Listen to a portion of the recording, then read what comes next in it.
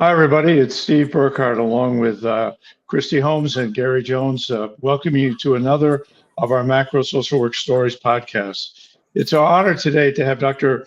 Hillary Weaver with us, who is a professor at the SUNY University of Buffalo School of Social Work, as well as Associate Dean for Diversity, Equity, and Inclusion. Um, she herself is has said to us how important it is to note that she also, besides wearing those hats, she herself is from the Lakota Nation and has lived for the last 25 years within the Haudenosaunee tribal community, tribal nation as well. Hillary, it's wonderful to have you here with us. And one of the things we like to do is for you to, as Gary has taught us, is we'd like you to start with a little bit of your story. How did you end up as in your journey to be here sharing with us on this podcast, both your story as an Indigenous leader and also as an associate dean and as a professor at SUNY Buffalo? So tell us a little bit about you. All right. Well, I'm very happy to be here with you today. I am one of these odd people that never changed my major. Somehow I knew I wanted to be a social worker, even before I had a clue what that really meant. I was very fortunate that I chose to go to Antioch College, and I think that has really, really shaped me. Antioch was the first college in the United States to admit people without regards to race, creed, or color.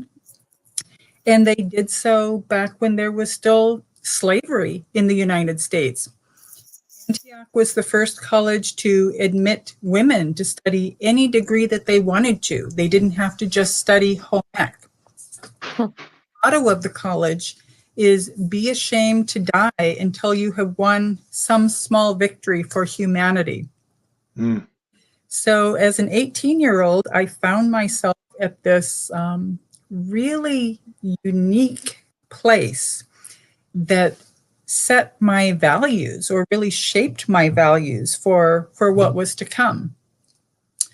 I had grown up in Washington State, in the eastern part of the state, because my grandparents had gone away to boarding school, so I did not grow up in my own tribal territories. And I never really thought a whole lot about cultural diversity when I was in Washington State. But once I moved to Ohio, when I moved to college, I got a lot of questions about, well, who am I? What is my background? And of course, as an 18-year-old, that's when you're trying to figure all that stuff out. And as I was exploring the social work profession, it was different layers that fit together for me. It's not just who am I as an individual, but who am I in this chosen profession? Particularly as I began to learn about the Anglo roots of social work, having a very strong history coming from Europe, England in particular. And I wondered how social work was responsive to diverse people. I wondered how a person like me could fit in an Anglo profession, because I'm not Anglo, I'm Lakota.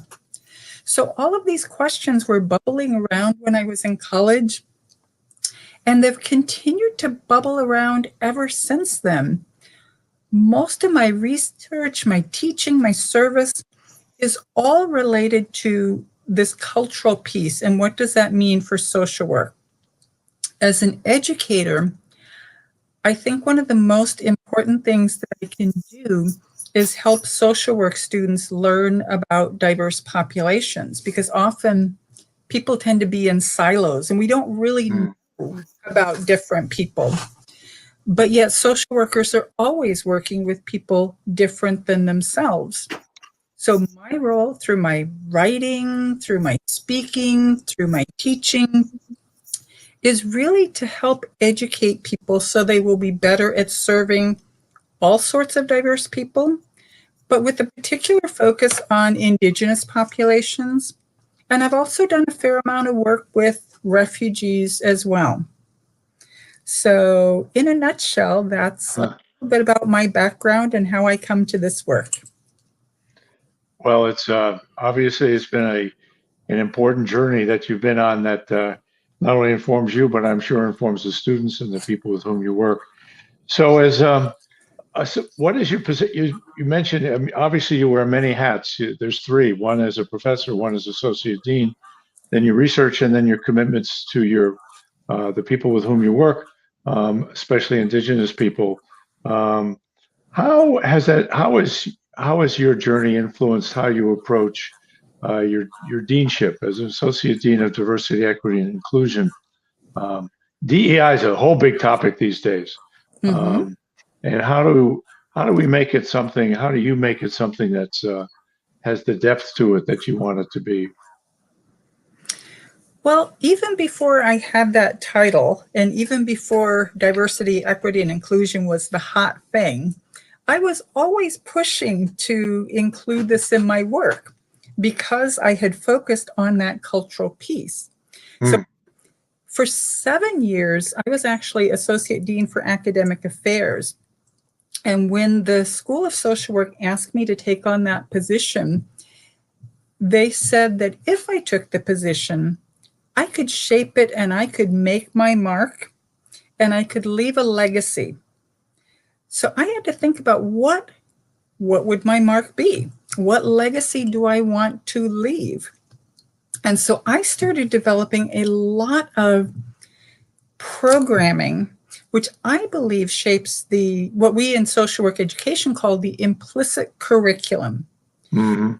Not just what are we teaching in our classes, but how are we really communicating about what is important and who is important. I think our profession is very, very broad.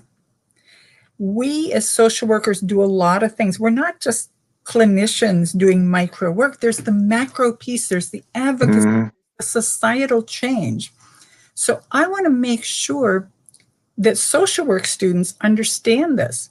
So as I stepped into administration, it was an opportunity for me to articulate the values of my chosen profession and say, social work really cares about this.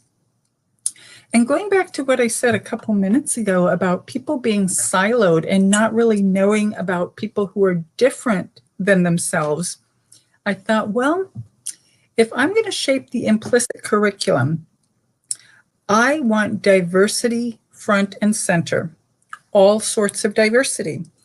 So one of the first initiatives that I developed was a luncheon series, Social Issues Global to Local. And I could bring in speakers. And my choice of speakers would clarify how I saw the social work profession and the breadth of our profession. So I could bring in people who had come to this country as refugees. We have many of them here in Buffalo to share their stories. I could bring in people from the Black Lives Matter movement. I did that like 5 or 6 years ago, bring in speakers to talk about what is that movement really and how does that intersect with social work. When there was the activism around the Dakota Access Pipeline in North Dakota, I had multiple events around that. I also had a community conversation series that I developed that is more action oriented than just the speaker series, where I get people around the table, really roll up their sleeves. What are we going to do about this once we educate ourselves about the issues? I've done symposiums. Like I also want to educate my university too. It's not just about educating students. Had one of my early events was on income inequality. And I brought in a speaker. I had a speaker just briefly, somebody to set the tone for 10 or 15 minutes, the catalyst to get people talking, and then we're going to dig into this. And I remember the speaker talking to me afterwards, and he's like, I never knew that social workers cared about poverty. I'm like, what? So, I mean, this Wow. is my mission, not just educate the students, but educate the university, educate the community, say, this is social work. These are our values. I had another event on race in higher education, and I claim that as social work turf. Social workers should be talking about this, and we should be recognized as caring about these issues. So I get excited about this.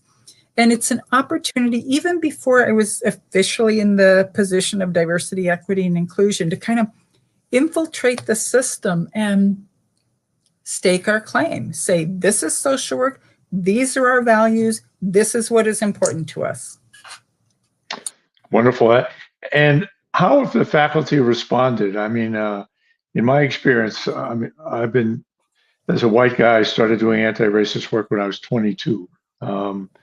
And I find, on the one hand, people are seemingly are open, but staying with it for a lot of white people, in my experience, has been a challenge. I'd like to say otherwise, but I think that there's a lot of discomfort that emerges when you realize, like, the level of privilege and advantage I've had, and to own that takes a lot of practice. And one of the things academia can allow somebody to do is to hide out.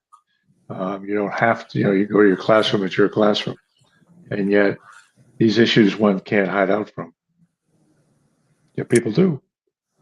Yeah, I would say there are different levels of engagement.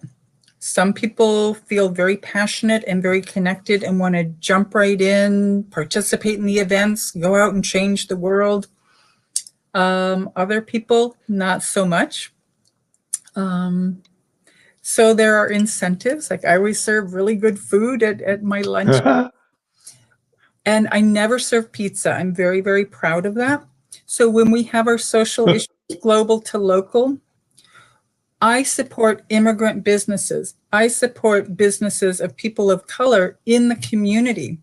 And the theme of the food always fits with the theme of the talk. I mean, sometimes it's a little bit tricky. I remember I had an event related to southern border issues a couple of years ago, and we had some immigration raids here in Buffalo. And many of those raids took place at restaurants. And I wanted to serve Mexican food at this event. It was really quite a challenge and a lot of work, a lot of investigative work to make sure that the money that I was spending to buy food for my luncheon was not supporting values that were contrary to what I wanted to talk about. But it was so worth it to not just blindly say, oh, I'm going to have food at my lunch and let me order whatever, but to do this as a conscious choice. And at my School of Social Work for a couple of years, pre-COVID, there had been an opportunity for students to go down to the border, the U.S.-Mexico border. It was mostly law students who went, but there was always one or two social work students. And again, I was staking our claim. I'm like, this is a social work issue. We should be interviewing the people at the border who are making claims for asylum. We should have social workers there and not just law students. So when some of our social work students went to the border, they came back. They did this wonderful talk. And I think it was, so I engaged people with the food. People can come for the food and get something else out of it. And I remember the student who was going to speak asked my permission. She said, I would like to bring a cage and have it sitting on the table in the middle of the presentation. And the cage was a replica of the amount of space that some of these children had when they were confined at the border. And I'm like, yeah, she brought this cage. It was labeled. It was clear why it was there, what she was trying to communicate. And I think we really did engage people that day. I'm not saying that everybody who came to that event walked out and became an activist, but I think we planted seeds. I think we opened minds. And I have noticed that some staff people as well, because we always invite staff as well as faculty and students and community members to our events. Some of the staff of color have expressed thankfulness later that somebody was attentive to something that they cared about. Mm-hmm. Somebody was calling attention to their issues. And I really feel like I am operating from a place of privilege myself. I'm a tenured full professor who has been in this job for a very long time. I don't have a lot to lose. I don't have some of the same risks or fears that some of my colleagues would have. Mm-hmm. Have tenure, or a staff person who may not feel that they have the power to speak in a faculty context. So I believe in really leveraging the power and the privilege that I have in my position to set that tone for our school. And I can't make everything better for everybody, but I hope that I communicate safety and that these are values of the social work profession, so that people who might have felt alone or lost, but who resonate with these values will feel like, yep, I'm in the right place in this School of Social Work. Wonderful. Christy, Gary?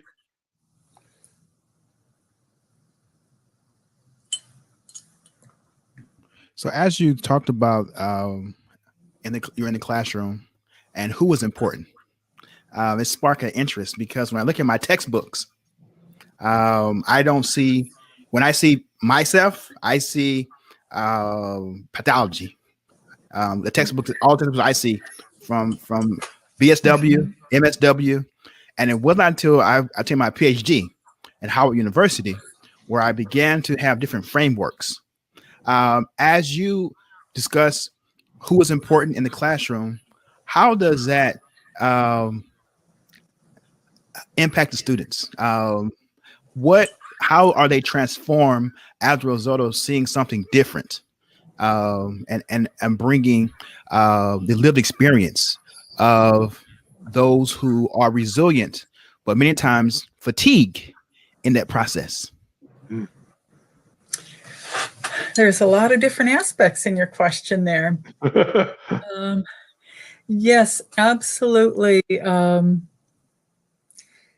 tools that we use for teaching are often problematic. They often do pathologize all sorts of people. They reinforce stereotypes, and a lot is communicated when you even look at the gaps, at the absences. So as an instructor, I need to balance that.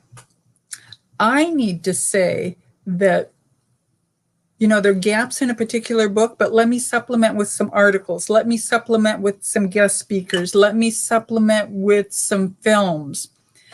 And I've done a lot of experiential learning, get students out into the communities. I'll give you a couple of examples that I think were very powerful for my students. There's a lot of refugees here in Buffalo, as I've mentioned before, and this has always been a place where people have passed through seeking a safe haven. From 150 years ago, where this was a stop on the Underground Railroad, across the river from Canada. So there's a strong history of the Underground Railroad here. In the 70s, we had many people fleeing Central America, fleeing the violence and the drugs and the gangs there. So the sanctuary movement was important here. And that's why we still have so many refugees coming through. Well, I've taught a class on responding to refugees and immigrants, and I've taught classes on multicultural issues and social work. And when I can manage the logistics of a field trip, there are a couple of places where I like to take students. One being, there's a store in Buffalo called El Buen Amigo, and it was founded by a dear friend of mine who came to Buffalo from Chile in the 1970s. He was resettled as a refugee through Catholic Charities, and he's a former political prisoner. He had been imprisoned by Pinochet for his work trying to empower people, and his work recycling, which is, I don't know, kind of mind-blowing in a way. But he was an activist. And so he was imprisoned. He was a political prisoner before coming here. So bringing my students to his shop to listen to him talk about his experiences and make the connection with economic issues. Oh, that's great. Because many people become refugees or political prisoners or flee because of the way that the United States and some other powerful nations are involved in the economies and involved in the politics of other places. So I think it's an eye-opener for social work students to learn about something like fair trade versus free trade. And his fair trade store, we can illustrate that. Mm-hmm. I've also taken students to a refugee shelter, or I've had refugees come in and talk. And I think when you see that human being, because most of us don't really know what it means to be a refugee.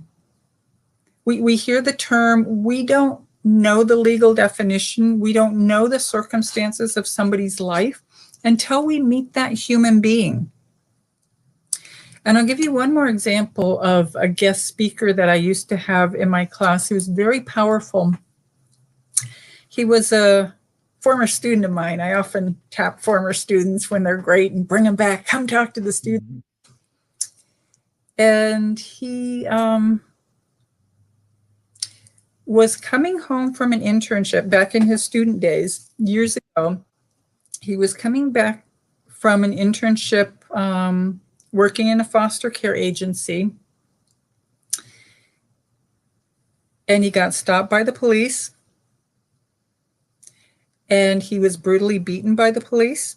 Mm. This student is African-American, or former student, African-American, male, 6'3". When I see him, I see this wonderful teddy bear that is just very gentle, and you just want to hug him.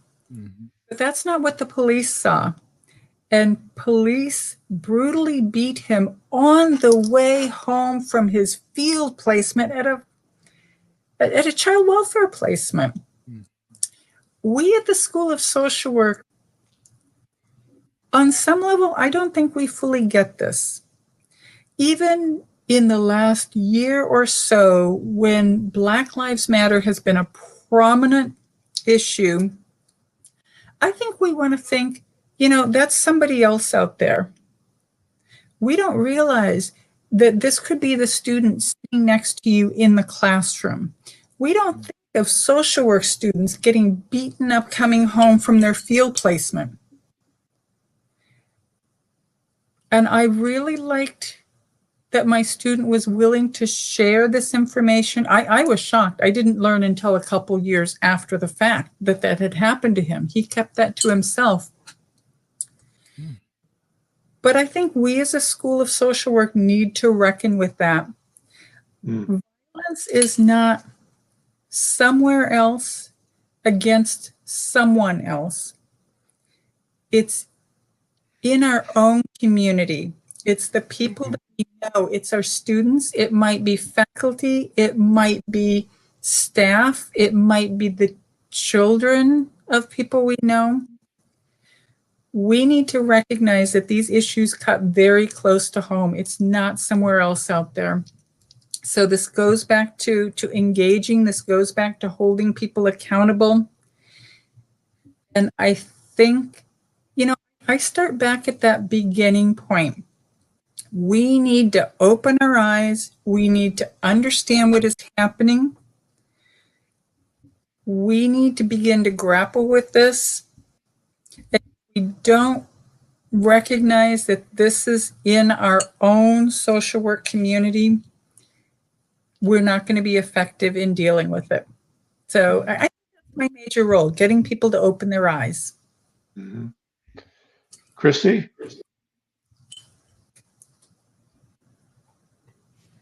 Well, so how do you mentor or encourage faculty at where you're at or anywhere else on how to speak up safely?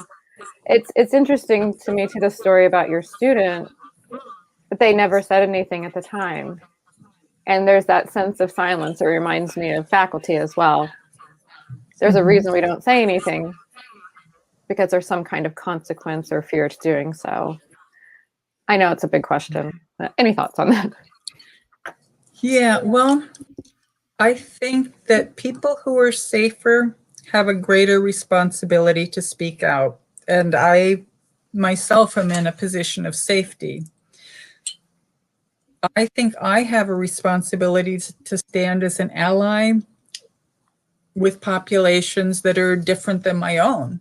So when there was the Muslim ban or attacks on immigrants and refugees, I have a particular responsibility to stand up because I'm safer. And I hope that being a role model will help others feel that they can stand up. But I also don't think that it's necessarily my place to push someone else to stand up when I don't really understand what safety issues they may be grappling with. I'll give you an example of a group. Actually, probably one of the things that I'm proudest of in my career is trying to create a safe space for Indigenous people in social work education.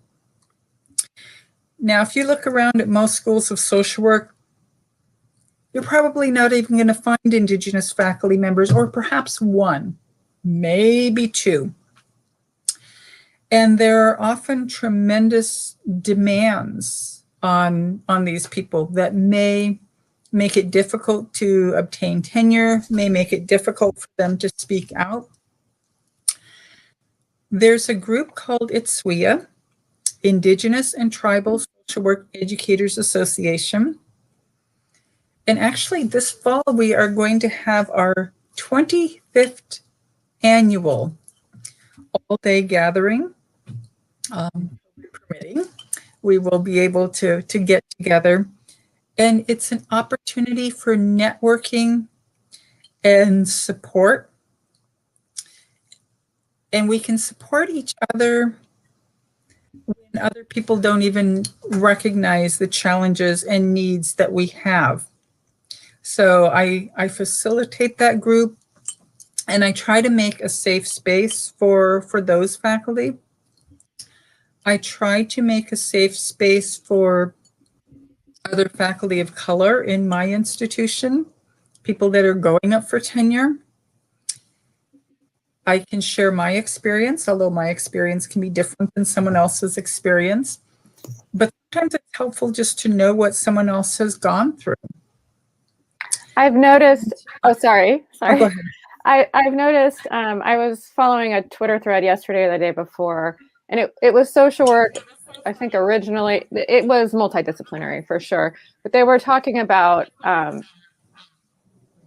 those who are retiring, that they're not replacing the positions with tenured positions anymore. They may not even replace it.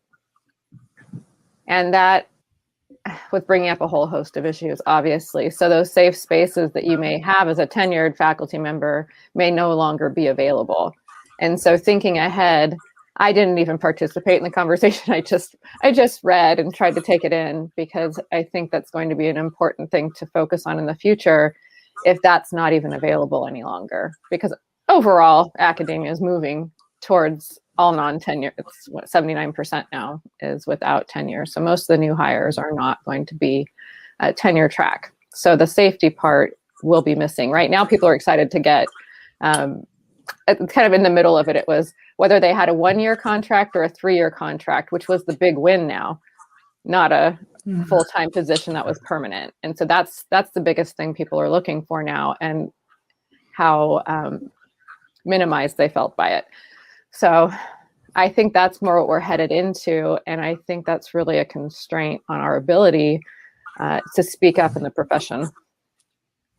And so you probably haven't even had a chance to think about that, and it just came up for me, but you're making me think of a lot of different things in this that I think. Yeah. If we don't have job security, particularly for people who have a family to feed, have other people depending on them, if you don't have job security, that can be a very difficult, very precarious position to be in. And you may feel that you need to compromise your values just to survive and get that paycheck. I am fortunate in that my university is unionized, and I worked in a union as a social worker. I had a field placement in a union as a social worker back when wow. I am a big believer in unions, and I hope that unions will continue to be a force to be reckoned with. I mean, there's some court decisions that haven't been particularly favorable. And the numbers of people in unions is dwindling, so I don't want to minimize that, but I still believe that unions can be a very, very powerful tool to help keep us all safe. Hillary, I wanted to go back to the wonderful gathering that you're going to be having.